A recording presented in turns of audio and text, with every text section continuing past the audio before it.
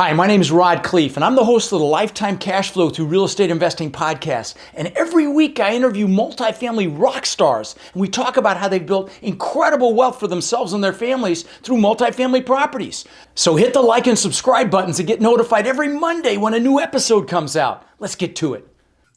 Welcome to another edition of How to Build a Lifetime Cash Flow Through Real Estate Investing. I'm Rod Khleif, and I'm thrilled you're here. I know you're going to enjoy the gentleman I'm interviewing today. His name is Brian Doyle, and he's been at this real estate game since he was 20 years old, started house hacking, and now he's in over 500 doors as a limited partner, and he owns a chunk himself as well. So let's have some fun. Welcome to the show, buddy. Hey, thanks, Rod. I'm super excited about talking to you, man. Oh, thank you for that. Thank you. So, let's start the way we always start, which is having you tell us your story. And I know you've got quite a story, so you can take your time with it. But yeah, bring us up to speed.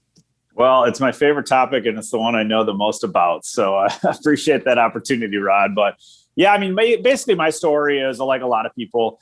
I was a kid, one time, and I kind of thought to myself what I want to do in my life, and I always wanted to be an entrepreneur. And the reason I always want to be an entrepreneur is because I wasn't super good at school. I'm pretty sure I had dyslexia or have dyslexia, and nobody knew what that word was back then. So I always struggled in school, but I always felt pretty smart, like a smart, but I didn't really fit in. Right. So if you go way back, there's certain points in your life that just change your whole life. Right. And for me, when I was about 11 years old, I was in Cub Scouts, and and they said, whoever sells the most popcorn wins a bike. Well, I was like, did you just say that? Like, I could do something. First of all, my time is worthless as an 11-year-old, and I can take some of my time and I can create this bike, right?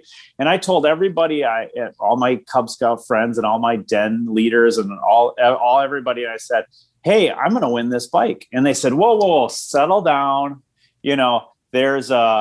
There's lots of kids in Colorado Springs. Don't worry about it. Just manage your expectations. And people say that to you today. You tell people right now, if you want to get into real estate, you say, hey, I'm going to go buy some rental property. And they say, whoa, wait a second, manage your expectations. You got to be careful. I don't know. There's so many people holding you back, even when I was 11, even now. So for all the new people, the lesson learned is you really got to tune those people out. And what did I do? I went out every day for 3 weeks after that, and I won the bike, No kidding. And it was like the greatest thing ever. And I realized something, that if you put some effort in it, and that's the lesson, right? If you put some effort forward, like in a podcasting or real estate or whatever, you're going to be successful at it, because there's so many people that aren't doing it. Anything you give your total focus to is going to flourish. I mean, and guys, this, if something didn't work out, you typically weren't giving it everything. And so got it. So please continue with your story. I love it. So thanks, Rod. And then, anyways, I went to college like everybody, or a lot of people. And I was renting, and I think college. Okay. So for any college students listening, you have the greatest opportunity in your whole life right now to become a real estate investor, because you're kind of an adult on training wheels. You can live off of ramen. You don't have this extravagant lifestyle you got to maintain. You could sleep in somebody's couch if you need to. I bought a house and I rented it to my buddies. And what I did there is I took my housing expense, which is usually about 30% of people's normal income, and I got rid of it. So now all of a sudden, I didn't buy a rental property. I got rid of 30% of my expenses. And that is such another huge lesson, is that if you have the ability right now, if you don't have any real estate right now, you have the ability to somehow get rid of your housing expense. You have 30% more of your income to start investing with. So that's super. Love it. Yeah, that's awesome. It's called house hacking, and what a great time. I've had, I will say, I've probably had 4 or 5 guys on the show that have started that way, and many of them started in college as well. They bought a house or a duplex or something, rented out rooms, and lived for free, and that's what you did. Love it. Please continue. So then what happened is in college I was going to graduate a little bit early than everybody else for some reason. I was just super, they said, I took more classes they told me to take. And then I was like, wait a second, what's my big rush to get out of here? So I decided to leave college for just one semester. And I went out to Vail, Colorado, and I was a ski instructor.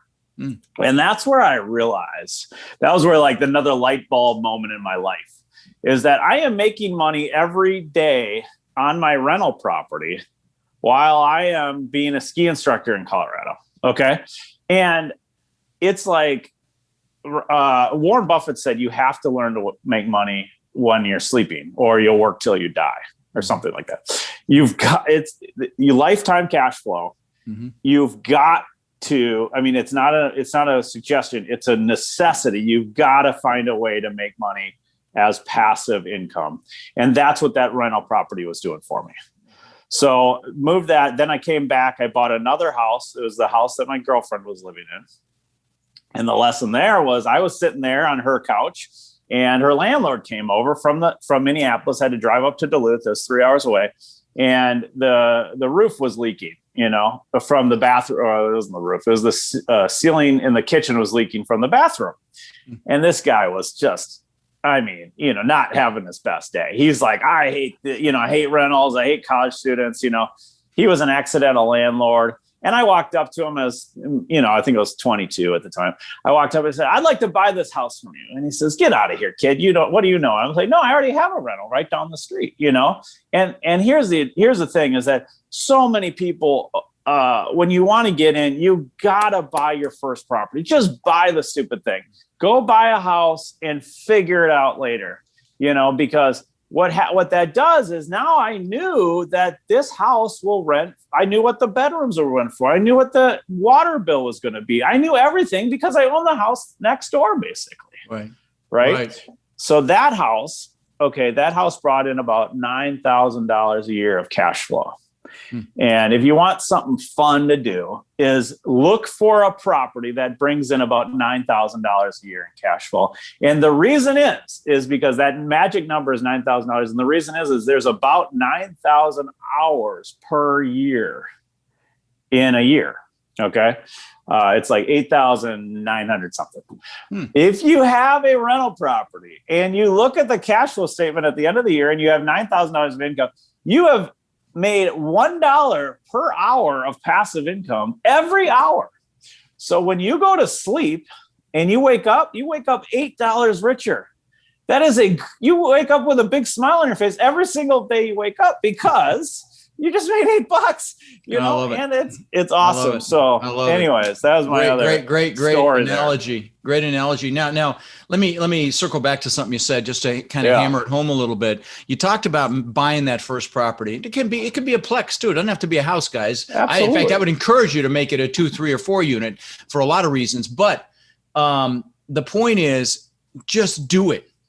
Worry about it later. Just make it happen, because once you do it, so much of the fear is gone, and you realize that it's not that big a deal. So that's a great lesson, buddy. So please continue. You bought your second house, and keep going. And Rod, I totally agree with you. What's the worst case scenario? The worst case scenario is you sell it the next day. It's not like if it's a $400,000 fourplex, it's not a $400,000 risk. Maybe it's a $10,000 risk, because if you don't like it, you sell it the next day. Maybe it costs you $10,000 in exit costs or something, So I totally agree. So the lessons learned on that second house was, number one, you got to find tired landlords to talk to. Number two is, every single building is for sale. If you look, people are like, oh, there's no deals. Every single building in America, including the house I live in, is for sale at the right price. Okay. So go talk to people, right? And I said, look for accidental landlords. The other thing I would say is, if people are looking, everybody's saying they can't find deals right now, right? So here's my quick suggestions. At least at Duluth, you could go to d.umn.edu. That's the Duluth website, the UMD website, and you can go and click on all the housing listings for sale. Okay. There are tons of accidental landlords in college towns that are looking, that they bought a house because their kid was moving there. The kid moved out years ago, and now they're stuck with this rental. Interesting. There's tons of people. Give them a call and say, hey, I saw your ad. I don't want to sell it, or I don't want to rent it. Can I buy it from you? I would guess that 1 out of every 10 people you talk to would say, absolutely, I'm interested in selling it. That's fascinating. Yeah, because you're right. So many business people send their kids to school and they're like, I don't want to rent. Let's buy something for you. Oh, honey. yeah, absolutely. But then 3-4 years go by and you're like, I'm still stuck with this thing. Love it, man. That's a great strategy. And you know how many calls I've gotten this year from people calling to ask me to buy my property? 0. Yeah. 0. And there's nobody calling me, Love it. Wow, so it's great, just great little ninja trick. Love it. Okay. Please continue. Okay. So then the next thing I did, I bought a 4-plex. So I like what and I moved into it. I said, this is such a great thing. Why would I have any housing expense? I'm going to move into, I bought a 4-plex. I found, this is how I found this one. And this is what your listeners can learn from too, is that I talked to I talked to the inspector in Duluth. Okay. And I said, hey, Mr. Inspector, you must be the most hated man in America. And he says, everybody hates the inspector, And I was like, well, I don't hate you, I was making friends with him because, what the heck, the guy's just doing a job. So I said, I gave him my business card. Okay. And the lesson there is have business cards, hand them out. I gave this business card to this guy. I said, hey, if you ever talk to a guy that doesn't, got a bunch of repairs they don't want to do, give him my business card and say, well, I just talked to this kid at the time, maybe he'll buy your property from you, So he calls me up 3 months later. And what did that conversation cost me? 0, by the way. It didn't cost me anything, right? Calls me up 3 months later and he says, hey, Brian, would you ever buy anything in Minneapolis? And I said, yeah, I live in Minneapolis. So yeah, of course. He says, I got this guy. I was talking to him. He's got a 4-plex in Minneapolis. He wants to get rid of it. Okay. So I drove by it and it was in rough shape. He wanted $125,000 for it. Okay. Wow. So this is like 2002 or something, So I go there and I look at it. I said, geez, this is a great deal. There's a lot of cash flow here. A lot of things I can renovate, I can move into it, So I did that. And on the day of closing, I saved up my 20% down and the bank was like, no. You did get a first mortgage and then a second mortgage. And then you really only need like $5,000 to get in, They allowed you to put a second. The bank with the first allowed you to put a second. I don't remember exactly how it happened, but I only bought it with $5,000. You know what I mean? Wow. And the lesson there is ask the question, ask the bank, how do I do this? You know what I mean? Right. So anyways, let me interject something if I may. Please because guys, you buy a 4-plex and you move in, you can get FHA financing. Now, maybe this property was in too rough a shape for that, but the point is, FHA financing is 97% financing. Okay. And you can even minimize that a little bit with seller contributions. So, house hacking is a fantastic way to get started. If you're a vet, you can get 100% financing. In fact, where did I just see? I just saw somebody that did that. And somebody had posted in my big multifamily Facebook group that they bought a 4-plex and they're turning around and selling it. They bought it nothing down. They're going to make like $100,000 after like 18 months or something. But the point is if you live in it, the financing is fantastic. So you may have had options you weren't aware of even back then, Brian. So yeah, I totally agree. And that your financing thing brings up, I think, another strategic advantage. Like I think everybody in America has some sort of strategic advantage, whether for you is your drive, right? I mean, you're clearly driven, right? Right. And for other people, it might be other things. For me, one of the advantages I had is when I bought that house in Duluth, the way I financed it was FHA financing. And I went to the bank though, and I said, hey, I want to buy this house and here's my plan. And, I'm going to rent it to these things. And they said, well, we can't give you a mortgage. You don't have a job.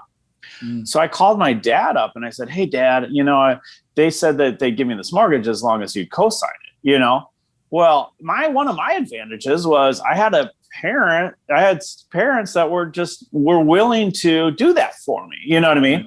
And so it's like everybody's got some sort of strategic advantage. Find out what it is and go and use it. And let me just say this, the very fact that you freaking live in the greatest country on earth is an incredible advantage. Okay. Most countries don't have the financing options, the capital raising options that you have in this country, the greatest economy in the world. I mean, you've already been given the golden card from Willy Wonka. So you just have to cash it in, bottom line. So love it. Let's do it. I love it. Yeah. I totally agree. So anyways, Fourplex was awesome. It was super fun. I bought it for, whatever. It was like 150. I put some money into it. I lived there for free. And it just had a blast. Right. So then I got laid off from a job I was working.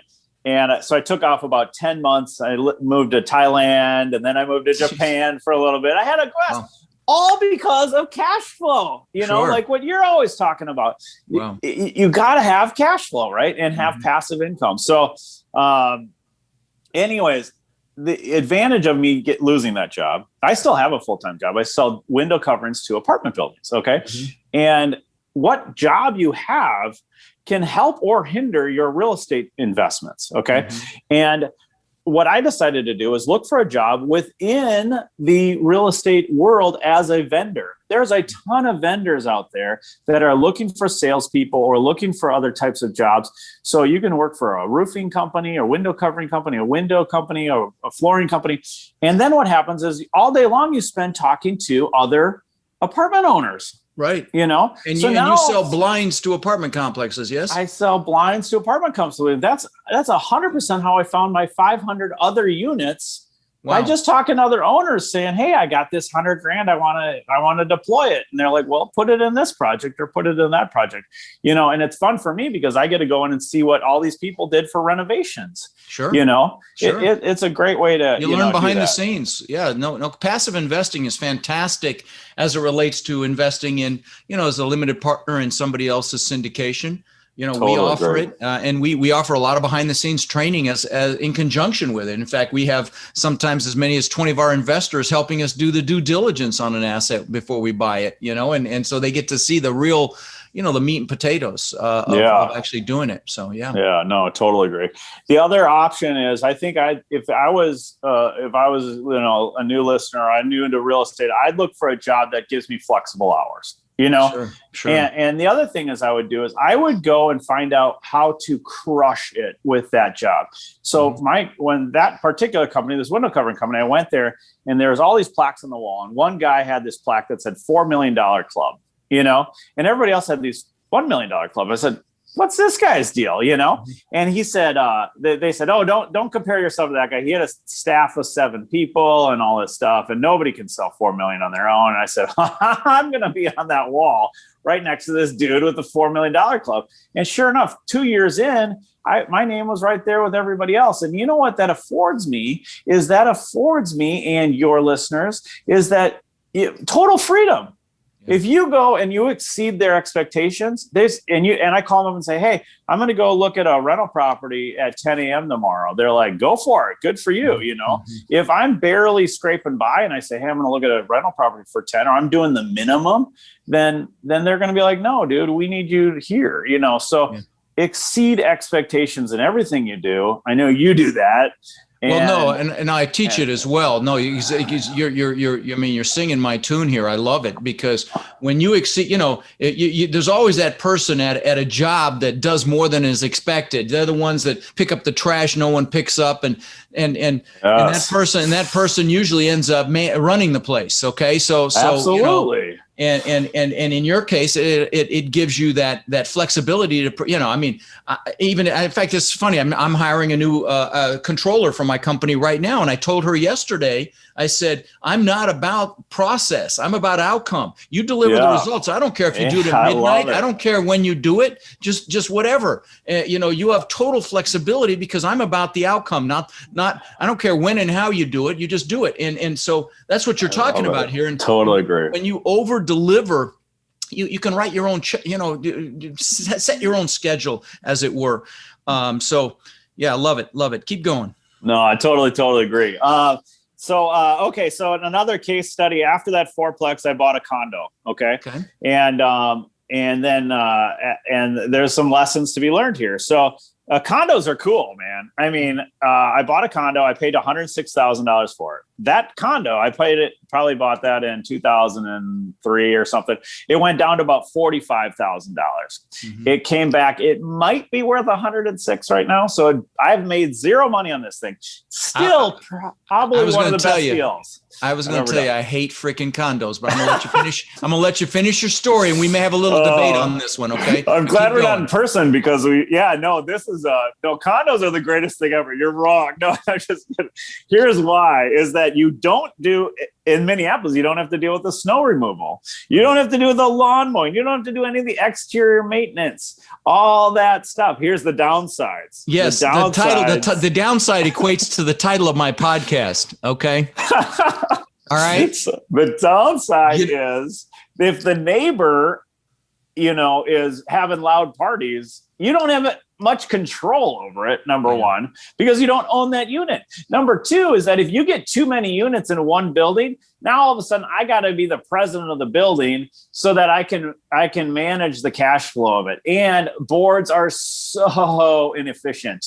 If you get 3 bids for snow removal, they're like, who cares what the price is because I only own 1/100th of that, 1/100th of that unit. You know what I mean? So let me now interject why what you just said is a huge deal. Okay. Yes, is the biggest downside to a condo or a townhouse that has a homeowners association because they don't care what they spend, but guess who pays for it? Okay. And so you're going to have a monthly maintenance fee. And again, we're talking about cash flow here. That kills your cash flow. I've owned dozens of condos. I regret every single one of them, and I will never buy another one. So, again, I get this all the time. I see these great condos, but that HOA fee, there's so little oversight over the amount of money that's spent to manage that complex that, you're going to pay. You're just going to pay more than typically you should.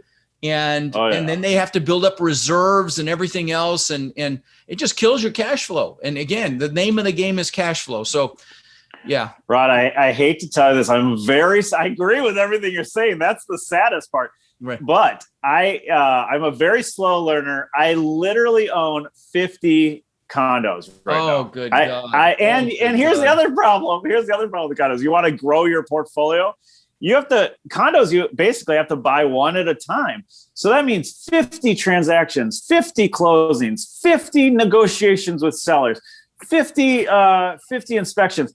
I mean, again, it was great in 2008, 9, 10, and 11. A lot of these condos I bought for $30,000, $40,000 are now worth $100,000. Same here. So I'm feeling like a champ. Mm-hmm. But now I'm like, okay, why the hell would I buy a condo right now when I have to pay $110,000 for it, and I can go buy a 20-unit apartment building for the same per unit cost? Here's what I would suggest you do, because you're getting your cash flow killed as well. I would suggest you bail on those condos. This market is the hottest it's been in a very long time. I would bail on those 1031.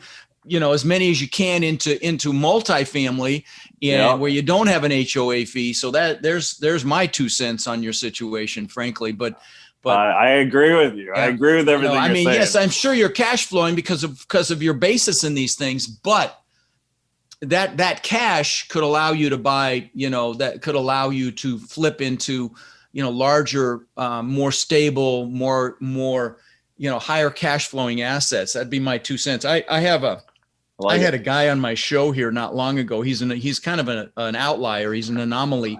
He has over 4,000 doors that he did by himself. And that's how he did it, was he would buy low and he would sell and 1031 into something bigger. And he has not syndicated any of those 4,000. They're all his. Okay. So now he started syndicating. He's in my mastermind. But the point is, so anyway, so let's keep going. That was your second deal. Let's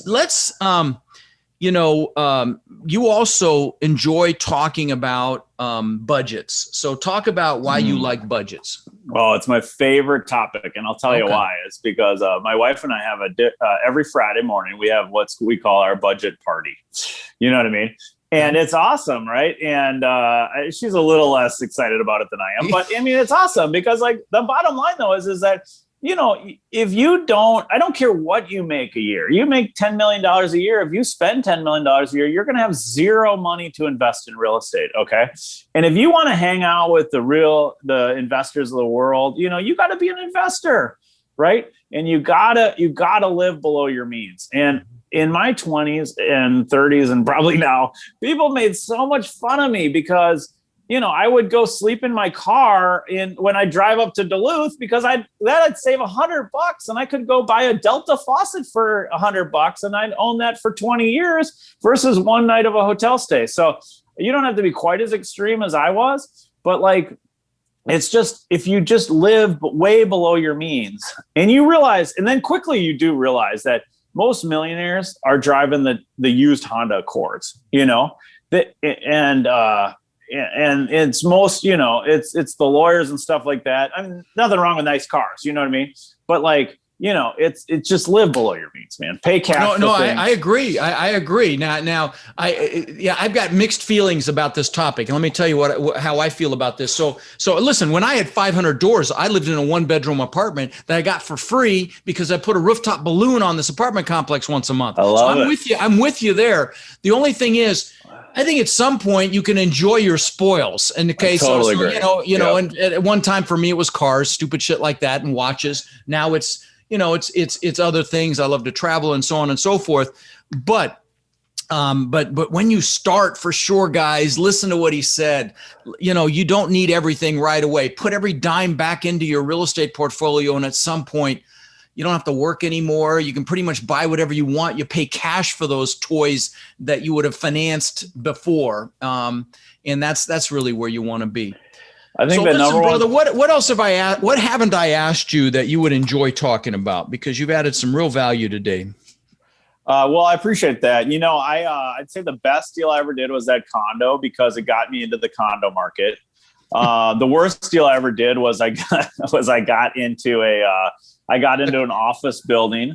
I was 1/20th an owner. I was like 5% owner of a $25 million office building.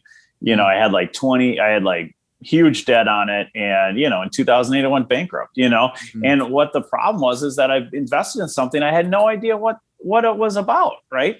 And I think that's what another thing your listeners need to do is like, just invest in something, you know, like housing's easy because we all live in houses. We know what housing's about, you know?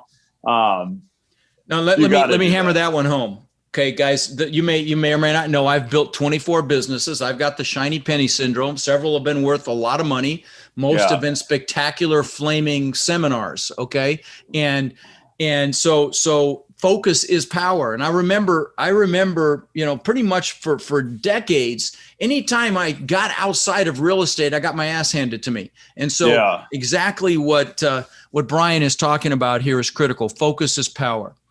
So let me ask you this. I have a lot of listeners that have not taken action yet. They're listening. Maybe they're super analytical.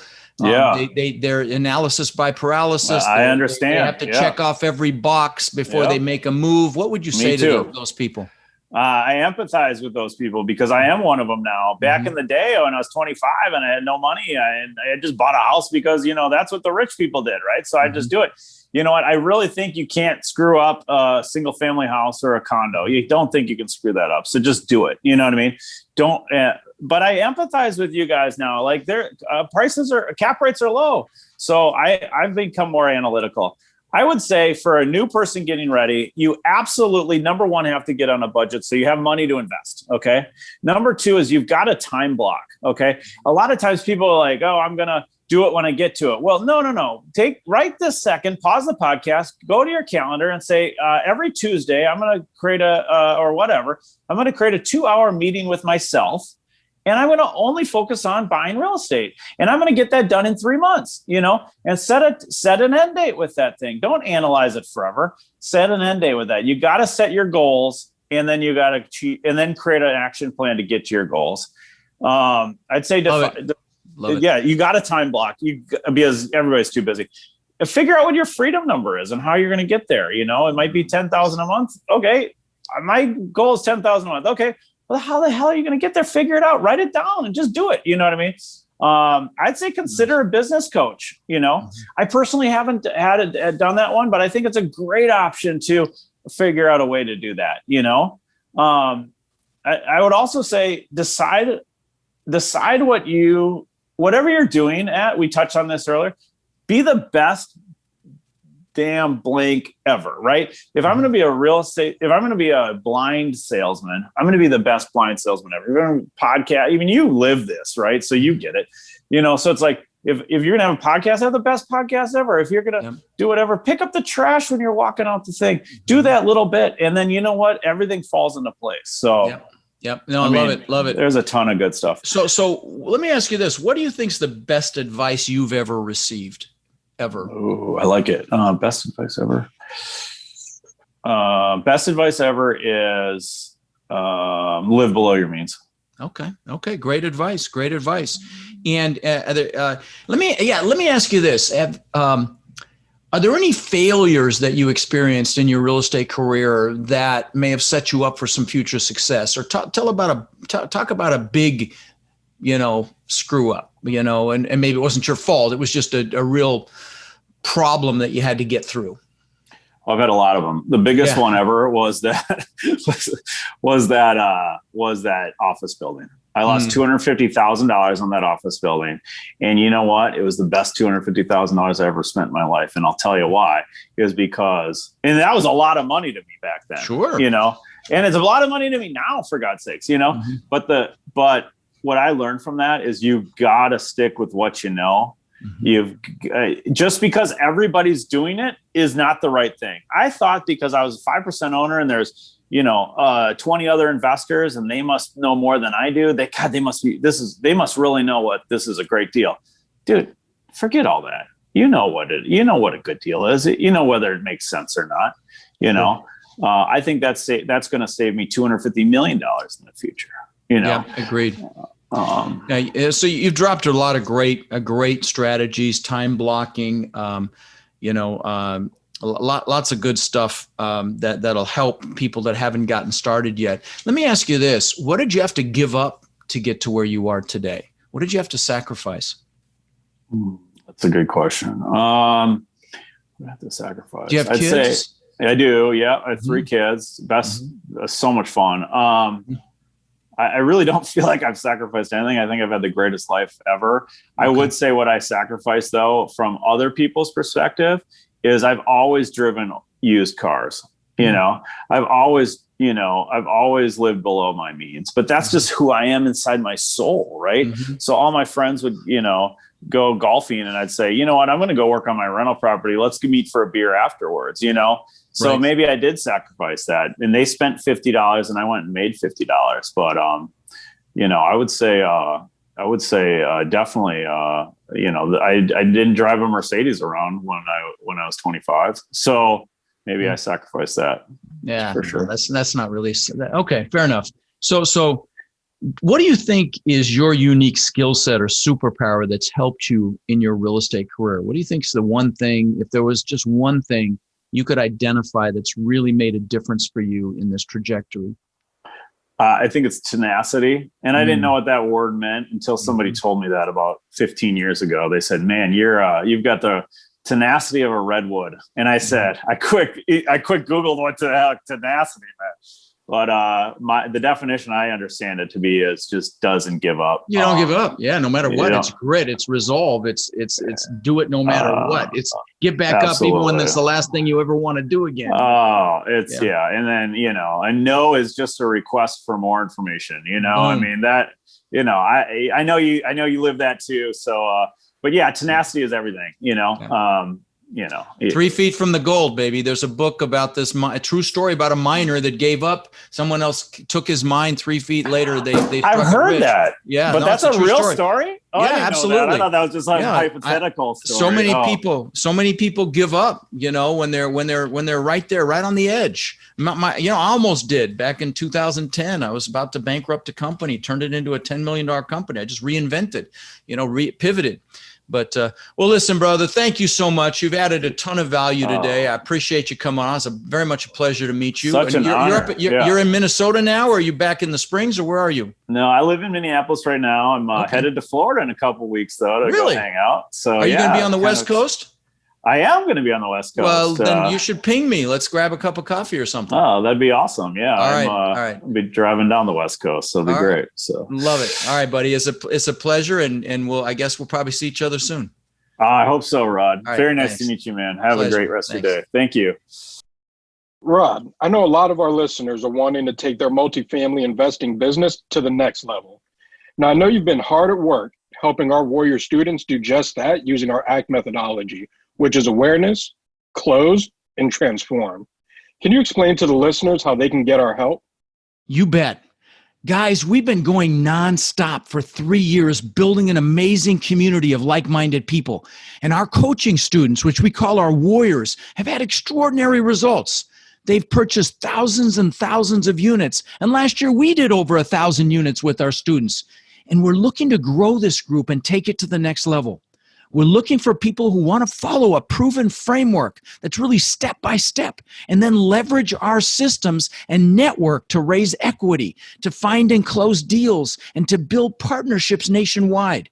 Now, our warrior community is finding success in any market cycle. So if you're interested in finding out more about how you can become more of our incredible network and take advantage of the incredible opportunities that are coming very soon, apply to work with us at mentorwithrod.com or text CRUSH to 41411. That's mentorwithrod.com or text CRUSH to 41411.